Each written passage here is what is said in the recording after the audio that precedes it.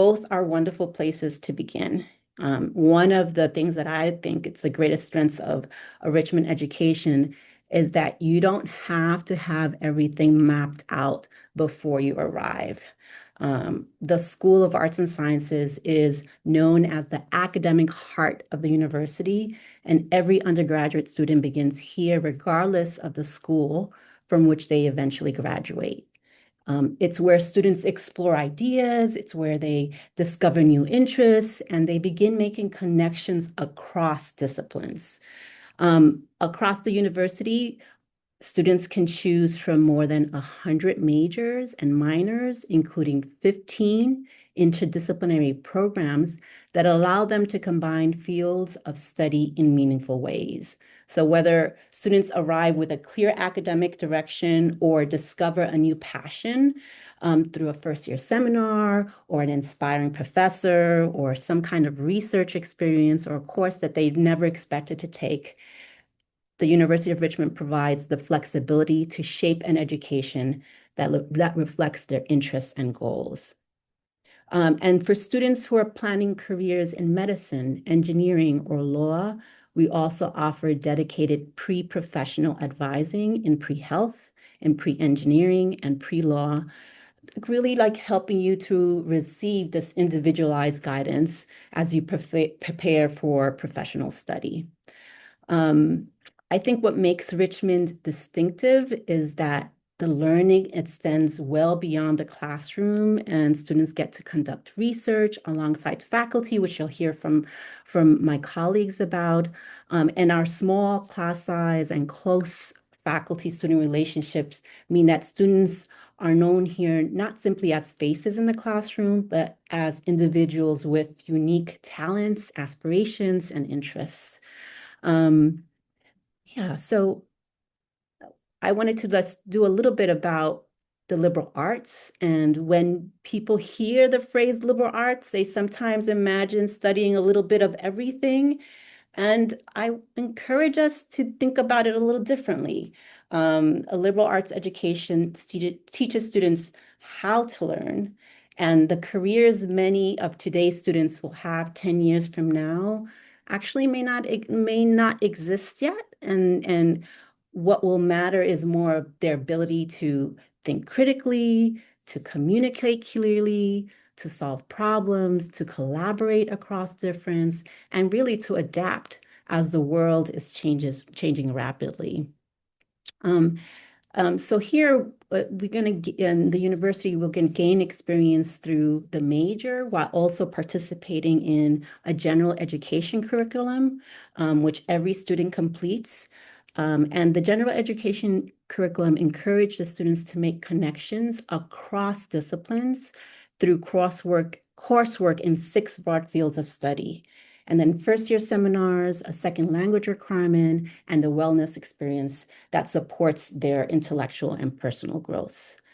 I want to encourage us to see that rather than seeing these as separate requirements, we see them as an opportunity to really discover unexpected interests, to broaden perspectives, and to connect ideas in meaningful ways.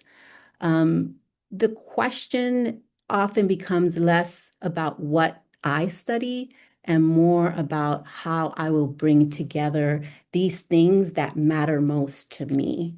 Um, I think the spirit of exploration, the connection, and curiosity is at the heart of Richmond's experience. And with that, I'd like to turn things over to my colleague, Associate Dean Sharon Feldman, who will introduce herself and talk about the opportunities in Division 1. Hi, everybody. My name is Sharon Feldman. I serve as Associate Dean for Arts, Languages, and Cultures, otherwise known as Division 1. And the disciplines that I oversee can easily stand on their own, but they also often complement other areas of study exceptionally well. So, for example, we have students who have done kind of a combined series of majors where they'll study, let's say, physics alongside dance, or they might do mathematics and music, or they might study Luso-Brazilian studies and business. And these are interesting pairings that are not unusual. On the arts side, we offer programs in film studies, creative writing, theater, dance, music, art history, and then what's known as visual and media arts practice, otherwise known as VMAP. And we also have a new interdisciplinary minor, which is debuting this fall in arts management and creative industries. And this is a collaborative program involving the schools of arts and science, the School of Arts and Sciences, the Business School, and the Leadership Studies School, as well as the Maudlin Center for the Arts and the University Museum. So it's a very interesting collaboration that is about to debut. We also offer an advising program for students who are interested in pursuing postgraduate studies in architecture. And many of our students in the arts have gone on to enjoy successful careers in their different areas of expertise. For instance, we have recent graduates working in New York art galleries, working in professional dance with professional dance companies. We have students who have created graphic novels and cartoons for The New Yorker. We also count Tony Award-winning alumni among our graduates in music, theater, and dance. And one thing that I always like to underline is that, we are a liberal arts college with arts faculty and facilities that are really exceptional, comparable to what one might find at a conservatory or an art school. But then we have the whole liberal arts side, which is very advantageous. Our Maudlin Center for the Arts and our Visual Arts Building, as well as our university museums, all provide students with opportunities for creative work, performance, exhibition, and experiential learning. So even our infrastructure, I have to say, is quite impressive in the arts. Students receive academic credit for a wide range of artistic activities, from music lessons and ensembles to theater productions and dance performances. You actually receive credit for these things. And we always like to say that programs in the arts encourage self-expression and creativity, and they can help build confidence as well as a sense of individual identity and well-being. They help encourage critical thinking skills as well, and just the ability to interpret the world around us. On the side of with languages and cultures, on the languages and cultures side, we offer programs in linguistics, classical studies, which includes Greek, Latin, and archaeology, English, Spanish, Portuguese, which we also call Luso-Brazilian studies, Arabic, Chinese, French, German, Italian, Japanese, and Russian. And we have at times offered courses in Catalan and Galician language and culture. One of our signature features at Richmond in terms of our language study is that you can begin a language from scratch, study abroad, and achieve a very high level of proficiency by the time you graduate. And this is thanks to our intensive language programs. You can really advance very rapidly. We have study abroad and exchange programs throughout the world. In fact, more than 70% of our students graduate with some sort of international experience. Um, we also, in terms of languages, we offer a self-directed language program where you can study lesser taught languages such as Korean or Swahili or Turkish under the guidance of a university faculty member. We believe that language study is an integral component of any liberal arts education because it inspires empathy and cultural insight while offering significant intellectual and cognitive benefits. For us, language, in effect, is culture. And through language study, through literature study as well, and cultural analysis, students learn to understand different perspectives and communicate effectively across cultural boundaries. Then they acquire what we like to call linguistic empathy. And so to conclude, I wanted to offer just a few examples of some of the signature experiences that we offer students in our division, in Division 1. So last year, for example, The faculty of the Department of Classical Studies organized a 10-day trip to Greece for all the students enrolled in the second semester of our program in modern Greek. The entire faculty of the department was involved in the trip, in planning the trip, and accompanying students abroad, and included visits to several important archaeological sites, and it was entirely free to students. Another example, it comes from our university dancers. We have our own in-house dance company called University Dancers. It is composed entirely of students, and they recently celebrated their 40th anniversary.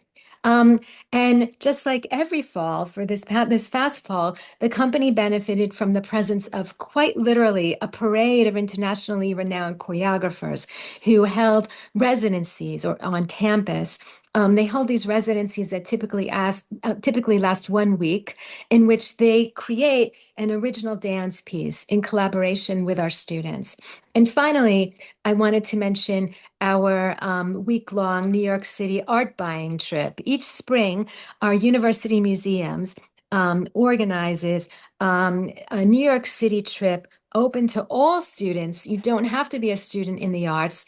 It's approximately 10 students who are selected, who are accompanied by faculty and museum staff, and they visit several art galleries, museums, and auction houses with the goal of purchasing a new acquisition for our art museum. So the students are kind of given their own budget, and they have to research a series of pre-selected works and research their provenance, their significance, and then they have to make the case for the final purchase. And so it's really quite exciting. Those are just some of the examples of what we offer at U of R. I'm going to hand it over now to my colleague, Manuella Meyer, who is Associate Dean of Division 2, that's Humanities and Social Sciences, and she can tell you a little bit about what she does in her division. Thank you. Thank you, Associate Dean Feldman. I sincerely appreciate it. As my colleague mentioned, my name is Dr. Manuela Meyer, and I am an Associate Professor of History as well as Africana Studies. And as she noted, I am also the Associate Dean of the Humanities and Social Sciences. So often, when students and families hear humanities and social sciences, they often think first about majors and departments. I would encourage you to think instead about questions. The humanities and social sciences are devoted to understanding people, institutions, and society. Ultimately, we investigate how we build communities, how we create cultures, exercise power, tell stories, solve problems, pursue justice, and much more. Across and between academic fields, students at UR explore questions such as, what is the relationship between the individual and the public sphere? Who has power and how is it used? Why do inequalities exist? What is the role of government? And ultimately, what does it mean to live a meaningful and purposeful life? At UR, students engage these questions through many different disciplines and fields, including anthropology and sociology, health studies, history, journalism, and related interdisciplinary programs such as Africana Studies, American Studies, and Politics, Philosophy, Economics, and Law, otherwise known as the PPEL program. The disciplines differ, the methods differ, but they share a commitment to curiosity, evidence, thoughtful analysis, and meaningful engagement with the world around us. At the same time, as my colleague Dr. Feldman noted, these questions are not confined only to the humanities and social sciences. One of the strengths of a UR education is that intellectual inquiry regularly crosses divisional boundaries. So in practice, our divisions are not rigid intellectual containers. They are flexible and interconnected. Faculty and students routinely draw upon perspective, methods, and insights from multiple disciplines across disciplines and within those spaces in between. One of the things that distinguishes the University of Richmond is that our students do not simply learn knowledge, they create it. Now, when many people hear the word research, they immediately picture someone in a white lab coat peering into a microscope or mixing mysterious substances in a beaker. And that is absolutely research. But it's also important to note that research takes many forms. A historian might spend weeks in an archive examining letters, diaries, newspapers that have not been studied in decades. A political scientist might interview elected officials or analyze voting data. A sociologist might partner with communities to better understand social challenges and opportunities. A geographer might analyze data to better understand how local governments and communities are working together to address environmental challenges. In every case, research begins with curiosity. It starts with a question, follows evidence wherever it leads, and ultimately produces new knowledge and understanding. Because the University of Richmond is exclusively an undergraduate institution, our students are at the center of that process. They are not waiting behind graduate students for access to faculty mentorship, research opportunities, internships, or leadership experiences. From their first years onward, students work closely with faculty mentors. They conduct archival research, engage in community-based learning, complete internships, pursue independent projects, and present, their work publicly. So ultimately, we know that undergraduates are not simply consumers of knowledge. Next slide, please. So we also know that at the University of Richmond, students lead an extraordinary range of experiences. And we also know that, as the slide shows, that they actually pursue a real variety of different paths. And at this juncture, if I can have the next slide, I want to introduce you to two recent graduates. And the first one is Ryan Doherty. And Ryan Doherty recently graduated with majors in history and Africana studies and a minor in creative writing. During his time at the University of Richmond, he conducted honors research examining questions of gender, sexuality, and politics in 20th century Jamaica. And he was an exceptional student leader. And today he is continuing his education at Yale Law. The second student I would like to introduce you to is Emma Davis. Emma received a combined degree in journalism as well as leadership studies, and she also had a minor in dance. Through student media internships and reporting opportunities, she developed the skills and experiences that launched a career in investigative journalism focused on issues of public concern and accountability.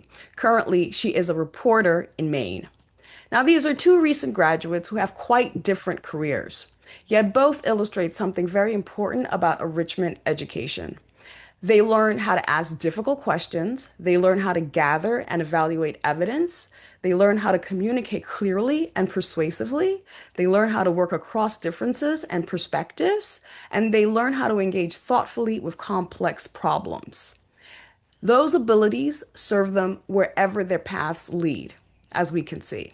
Now, before I conclude, let me address one question that many students and parents, along with families, often ask, and that is, what if I do not know my major? The good news is that you do not need to. Students spend their first 2 years exploring courses, disciplines, and interests while working closely with faculty advisors. Advising at Richmond is designed not simply to help students select courses, but to help them connect their interests, strengths, values, and aspirations as they navigate their education. Most students formally declare a major near the end of their sophomore year, but exploration does not end there. In fact, many Richmond students pursue double majors, combined majors, and minors, and participate heavily in interdisciplinary programs and create meaningful connections across divisions and departments. A student might combine history and biology, journalism and environmental studies, dance, political science, along with data analytics. Students quickly discover that learning at Richmond is not organized around rigid intellectual silos. They are encouraged to move across disciplines and intellectual fields, given that the world rarely fits within a single category. Now, this period of exploration is one of the great strengths of a liberal arts education. Now, While I have focused today on the humanities and social sciences, it's important to note that these fields are part of a much larger intellectual community. Now, at this juncture, to tell you more about what the natural world and how to conduct scientific research and make new discoveries happen, it is my pleasure to introduce Associate Dean John Dattelbaum, who will share with you the exciting opportunities available in Division 3. Thank you. Oh, thank you, Associate Dean Dr. Meyer. I am John Dattelbaum, and in my role overseeing the natural sciences, which are the typical science programs that you might think of, biology, chemistry, math, computer science. We also have areas of study in robotics and in data science, all across the spectrum of the natural sciences to understand nature from the very smallest to the very largest parts of our world. And I'll pick up on themes that Dr. Meyer and Dr. Feldman have already mentioned, and that is what makes what makes the natural sciences unique at the University of Richmond really is the training that we provide to students on this hands-on apprentice style approach in our labs. As an undergraduate institution, from the very beginning, you'll be the ones conducting the work in the labs from your first or second year at the university to help prepare you for careers in science largely defined, whether that's a research job in healthcare, pre-professional programs. And so if we can move forward, just, yeah, the decoding reality in math and computer science, mapping ecosystems from across. This is a picture of our lake at the University of Richmond, studying all of the different animals and how that could feed into the James River ecosystem, which eventually feeds into the Chesapeake Bay and the whole East Coast of the United States. And so, or discovering solutions to problems. The students explore in the lab is a theme of the sciences. And these are typically faculty initiated research is the most common. And so we might have products in synthetic chemistry or biochemistry. I'm a biochemist, a protein biochemist. We can have projects studying reptiles, amphibians, mammals, and birds all across particularly the range across the East Coast. So we study things in the laboratory as well as outside the laboratory in nature. And we also explore questions of the cosmos. You know, what happened just after the formation of our universe is a question from one of our physics faculty members. In addition, you also have student-initiated research projects. It's not as common, but it does happen, particularly in areas of psychology, where a couple of projects that I would note are the effect of nostalgia on well-being and the effect of social media on depression, all student-initiated projects at the university. I was even involved in a student-initiated project to look at the amounts of lead in plastic toys from local retailers in the Richmond area to see if there were differences between stores based on the kind of toys that were being sold. Actually, still my most cited article. And so the projects that students can do range the gamut from both faculty initiated to student initiated projects. Actually, if you could go back just one slide, I also will highlight, you may have noticed a similar slide between all three of the divisions. The different paths and shared foundations is a key point of the liberal arts, and bringing together your interests, as Dr. Herrera talked about at the beginning, into your learning is a wonderful way to approach how you will spend your college years. They will all, I believe, look at critical thinking, research, and communication. These will bridge any area that you end up investigating during your time. On the left is a picture of a recent graduate named Cameron Carter, who went on to win NSF fellowships, and she's completing her PhD at MIT currently. And she studied computational chemistry research while she was a student here, and knew that she liked it, but it wasn't quite exactly the area that she wanted to be in. And so one of the things that I like to tell students is that if you're a chemistry major or a biochemistry major, it is just the start of your career, not the end. The major that you choose is not the end of what you do.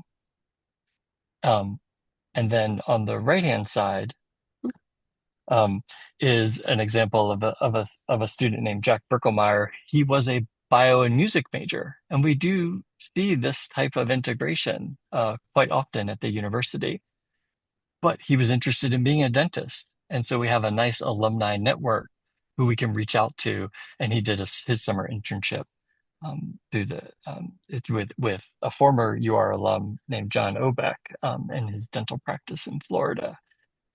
So there are lots of opportunities to advance and be involved in research and also do the types of experiences that you want to gain through the experiences at the University of Richmond. And so in the next slide shows the types of majors and areas of study in the natural sciences. We've talked about those already. On our next highlight is this idea of communication. Doesn't matter what area you are in, you're going to have to communicate what you have done to your audience. And so we have a premier event every year in arts and sciences. It's our student symposium, where students from research labs, sometimes classrooms, are presenting their projects to their peers. These could be posters, these could be art exhibits, these could be presentations of the dances and the things that they have choreographed as part of their work at the university. And it's a massive opportunity for all of arts and sciences to come together and showcase all of these projects that are happening at the university. And we're very proud of having this because of our undergraduate focus for communicating what students are doing. And along those same lines, Dr. Meyer is going to talk a little bit about our second premier program in arts and sciences. Thank you. So before we conclude, I would like to highlight one final opportunity that captures much of what you have heard across all three divisions, and that is A&S Next. It is a distinctive, immersive, arts and sciences experience that takes place off campus over the course of approximately a day and a half, perhaps two, in the early spring semester, that is January or February. Students apply during the fall semester and are selected to participate in one of several interdisciplinary case study tracks organized around a significant question or challenge. Topics vary from year to year and may focus on areas such as the arts, health, environmental sustainability, public policy, or another pressing contemporary issue. Each case study cohort is led by a team that includes arts and sciences faculty, alumni from a wide range of professions and fields, and a representative from local organizations and community partners. And together, they introduce students to a complex problem, provide multiple disciplinary perspectives and interdisciplinary ones, and guide students as they work collaboratively to analyze the issue and to develop potential responses. What makes the experience especially valuable is that students are exposed to how different forms of expertise and knowledge come together to address complex challenges. A faculty member may bring disciplinary knowledge, an alumnus may contribute professional experience, and a community partner may provide insight into how the issue is experienced and addressed in practice. Students work alongside peers from different majors and different backgrounds, along with different class years, learning how to approach a shared question from a variety of multiple perspectives. In many ways, A&S Next captures what is distinctive about a University of Richmond education. Through interdisciplinary inquiry, community engaged learning, and collaborative problem solving, students experience firsthand how critical challenges rarely fit within a single discipline or field. Ultimately, the program reflects the broader goals of the liberal arts education model: how to cultivate the ability to ask thoughtful questions, how to analyze evidence, how to communicate effectively, and ultimately how to approach problems from multiple perspectives and how to pose possible solutions. These are not academic skills. They are the habits of the mind that prepare students for meaningful careers, jobs, and engaged citizenship. So, in conclusion, I want to thank you all for spending part of your day with us. We are delighted you have joined us, and we look forward to welcoming all of you to the University of Richmond community. If you see us on campus, be sure to say hello. Let's see, our first question here says, what is the process of declaring a double major like? I can tackle that. Great question. So, the process is relatively simple. So, students, when they first come to the University of Richmond, do not declare a major again until the end or any point in your sophomore year. That is your second year. And ultimately, the first major that you declare, and this is just a process of paperwork, you ultimately put on the form. It's a very simple online form. And then afterwards, you put in the second major, and then those two majors stand as the double major. And you will often have an advisor from that first major that you will declare. And ultimately, given that the student will have two majors, the the academic advising office, of course, encourages these students to actually have their main advisor, of course, talk and communicate with potential mentors and other advisors in their second major. But ultimately, it is the student's responsibility to actually facilitate that process. But it is relatively simple and very facile.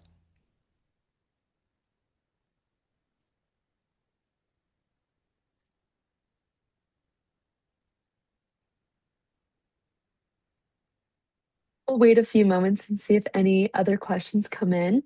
But as a recent graduate, you all have given such amazing information to these incoming first year students.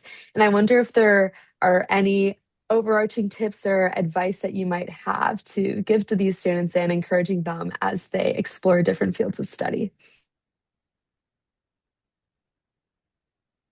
My advice is just to explore exactly just that, to remain open-minded.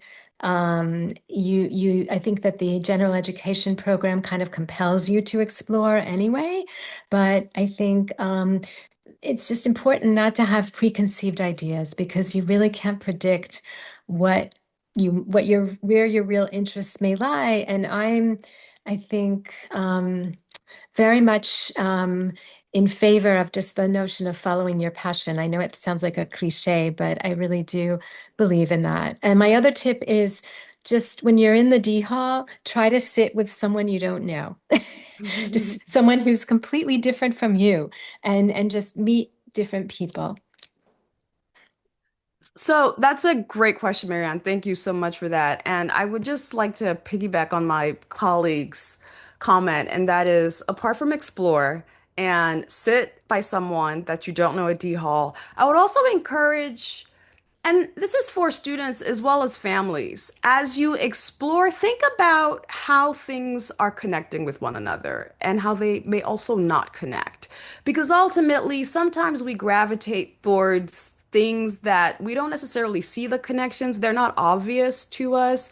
But I encourage you to talk to your professors, talk to your peers about how there's actually interesting connections and synergies because sometimes they become obvious at the end of 4 years when they were right there all along.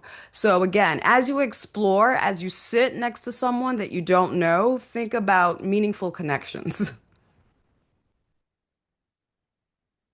Yeah, I would add that along with the connections, it's really also really thinking, really seeing this as an academic opportunity, not about major and minoring on in a specific discipline, but really about pathways for exploration, for discovery, for growth.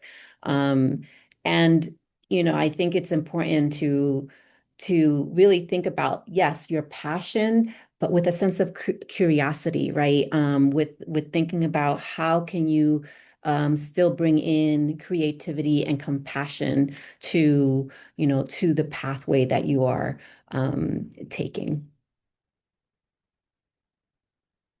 And I would say Thank you so much.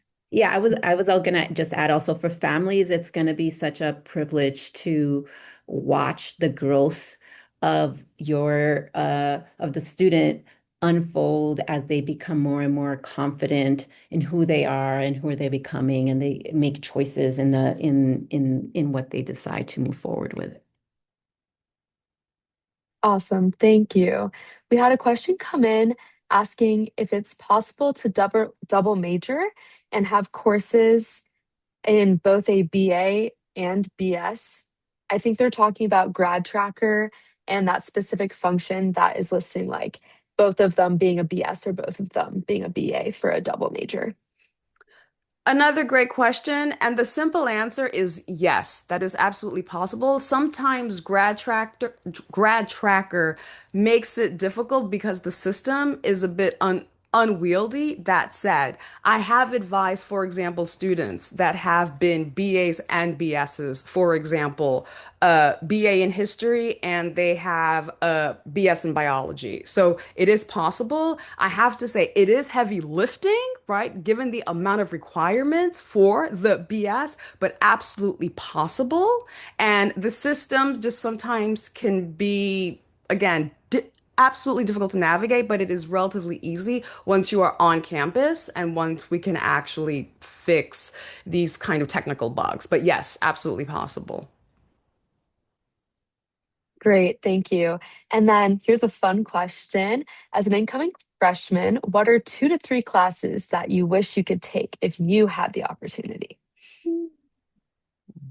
Wow. That is a tough question. And it's another great one, actually. So, okay, so this is really difficult. So, I'm someone, when I was in college many, many, many, many years ago, I definitely siloed myself. I took a lot of courses in the history department. I thought I was going to be pre-med, but then I didn't do well on an organic chemistry and stuck to sort of, history classes. It was my new horizon. That said, I at the University of Richmond, I think 2 or 3 classes that I would have definitely taken are courses in philosophy.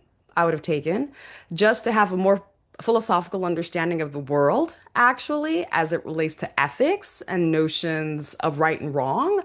I also think I would take a course on data analysis, actually. I think there's something about understanding, I think numbers and how they operate in the world would have been incredibly, right, useful. And I think that we have fantastic faculty that teach it. And I would take a course on robotics, actually. I would veer toward the arts. I would take basics of acting. I would take history of apparel. And I think I would take the double life of Paris. Those are classes that I would love to take. Those are 3.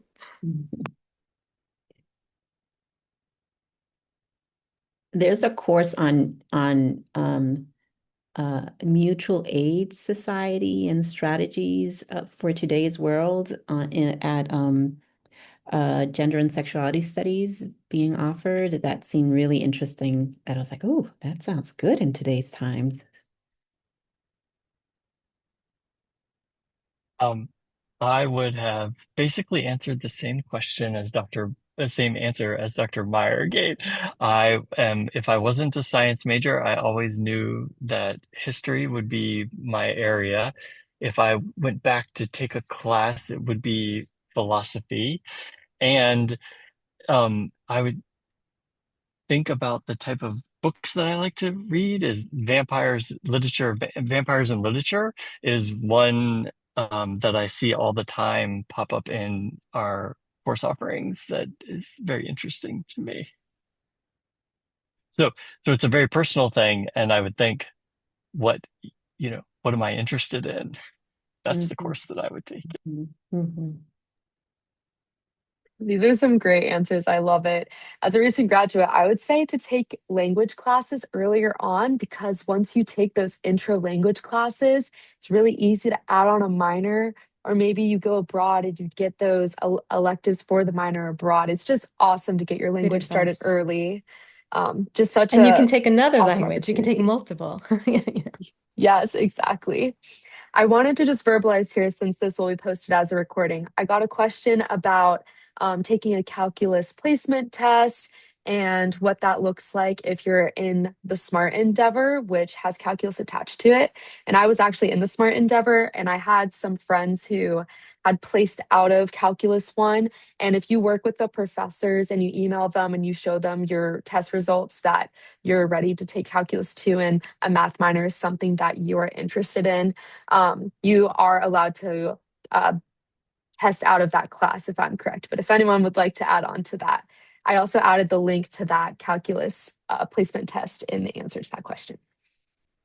You are correct. Awesome. And then we have one more question that just came in. How are students prepared for engineering if they decide to go on to the engineering track? Yes. Our it's okay. I'll take that one. Um, if we have a pre-engineering program at the university, we don't have an engineering school at the University of Richmond, being a primarily undergraduate institution, but we partner with Columbia University, and it's through the physics department. And there are two different tracks for it. You can complete the UR undergraduate degree in either 3 years or 4 years, and then transfer to Columbia University to finish out the engineering part of the degree. And that is on our website, pre-engineering at the University of Richmond. You'll find those details on how that program works. But yes, we do have that capability.